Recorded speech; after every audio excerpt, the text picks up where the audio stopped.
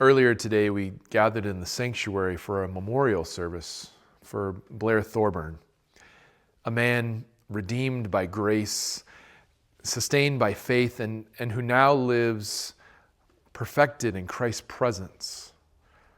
He's not alone. Just this week, Carolyn Waltz and Judy Ogden have both gone to be with the Lord as well. And it's fitting that these beloved members of All Saints have each passed at the end of the church year. This is a time when our attention is focused on the Lord's return and the promise of new life to come.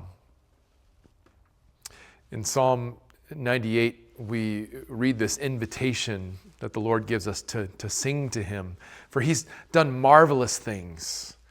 We envision a day when all creation, rivers and mountains and people will all be rejoicing before the Lord, for He comes to judge the earth. But for those who belong to Him, that judgment isn't something to fear.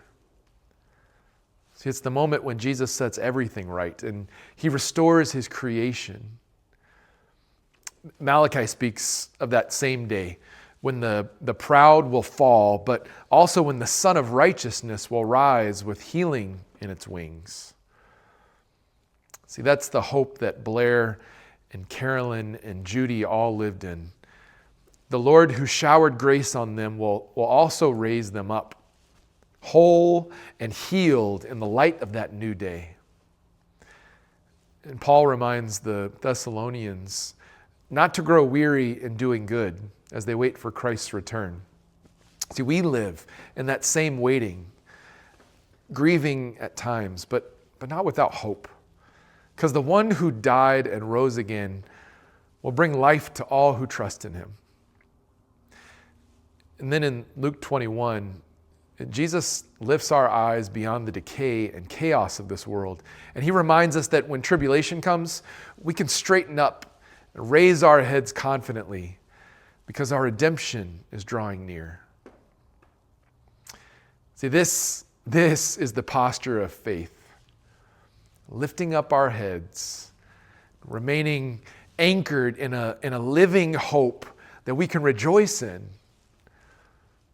So as we remember each of those individuals who have departed, we give thanks for the gift of life that Jesus has given each of them.